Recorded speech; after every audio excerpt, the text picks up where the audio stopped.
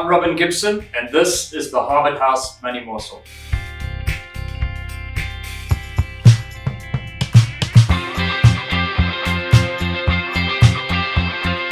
Welcome back. Thank you for joining us. Please don't forget to like and subscribe. This is our 49th edition of the Money Morsel, and before I get to our guest, Nick Rogers, you will see behind me on the table is a lovely hamper. It's full of Harvard House goodies, including some fudge from Tasha's Fantastic Fudge. And we are going to celebrate, as part of our 50th Money Morsel, a prize for those people who will share.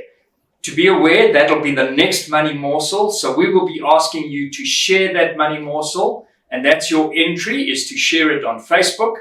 And you will have to be a subscriber and to be selected as one of the people who shared it on Facebook in order to win the prize. So make sure, if you're not a subscriber, you subscribe now. If you're not on Facebook, maybe you want to get on it immediately so that you can enter next week. Moving to today, Nick Rogers, welcome. Thank you for joining us. Thanks, Robin. Morning. So Nick, last week, Villy and I talked about,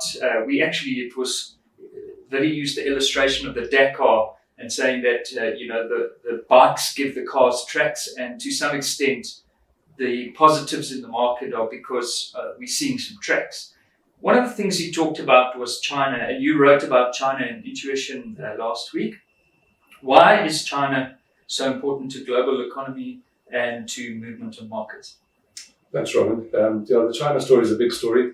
If we look at the big picture, they are the number 2 economy in the world. So everything that we do, that the world does, relies on China, and China relies on the world at the same time.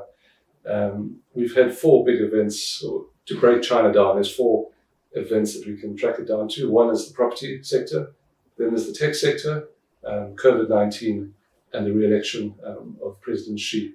So starting with the property sector, so there was a 6-fold increase in property prices over 15 years, so a massive property boom in China. Obviously that increased Chinese wealth, but things got out of hand and a lot of speculation took place, and a bubble was created. Then we go into the tech side. After the property sector boomed, China pivoted towards tech, and if you'll know the names Alibaba, Tencent. Those are massive tech companies, and huge growth is enabled through these tech companies.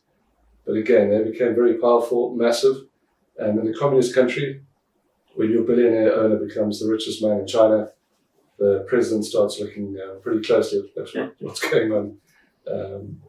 And then we have COVID-19. So China managed to escape 2020, but they've literally had about a year and a half of very hard lockdowns. Last year was extremely stringent, and you would have seen footage on TV of Chinese police welding apartment blocks doors together not to allow people out.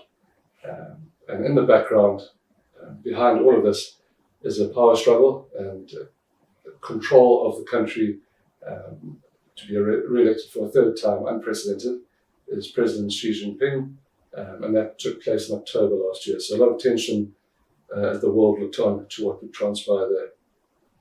And so we've seen, obviously part of the positivity is some settlement. Xi Jinping was elected in October, so there's been a little bit of uncertainty as to how he was going to play things. I think their term is common prosperity is where they're driving towards. And then we've also seen the lockdowns opening. So is that really what's driving a more positivity, is that the economy is opening a little bit in China? Yeah, Robert, that happened about a month or 2 after tech regulations were eased. So the first step was tech regulations, which had been very hard. It hit the Chinese companies very hard. They dropped 70% from late 20 or early 2021.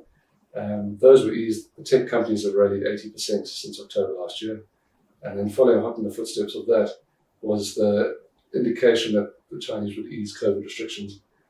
So suddenly, you've got 1.3 billion people locked in their homes. Effectively, now they're allowed to consume and to manufacture. So that played a huge role. And obviously, as COVID gets through the Chinese, you've got the there's going to be a wave of COVID that will hit them in the first quarter. Chinese GDP growth has plummeted from 8% over the last 10 years down to 5% leading up to COVID. And it hit sort of the 3% level last year. So what do the government do to boost the GDP? Well, they're looking actually to use or to aim at growth through the consumer. So it'll be a consumer-led recovery. And that, once the first quarter's through and the COVID numbers are coming down, I think last night they mentioned that they've just seen the first easings of the numbers. So peaking in China. So we're going to see the consumer-led recovery, hopefully taking the world out of this tough space. So in many ways, China's almost a year behind the rest of the world, and we saw what last year was like. It was just this absolute effort to accelerate and get things back to normal, and that had impacts on the consumer spending and people, flights, tourism, all that kind of thing. Yep. So I'm guessing that's also going to feed out of China.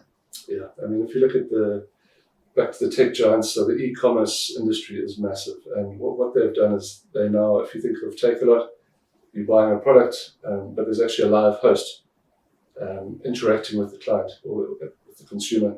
And just as an example, 2 of their top hosts in one day generated $3 billion of sales. So that speaks to the volume. Then you've got, if we look at the car market, they are the second largest exporter of cars.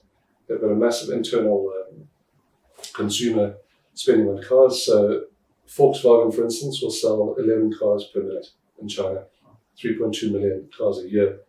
So that just gives you an idea of the size of what we're dealing with on the Chinese consumer. On the fast food side, one of the shares that we've been investing in is Yum China. So if you think KFC and Pizza Hut, those are 2 of their brands, but 2 of their many brands. They had about 7,500 stores in 2017. 2021, they had 11,000, and they're aiming at 25,000 stores by 2025. So huge growth on the consumer side. Well, you can't really drive a car or have takeaway if you're stuck in your apartment. Nick, thanks for giving us some insight into the whole Chinese economy and why it's so important for us. Thank you for joining us. Don't forget to like and subscribe and be ready for our competition next week. Goodbye.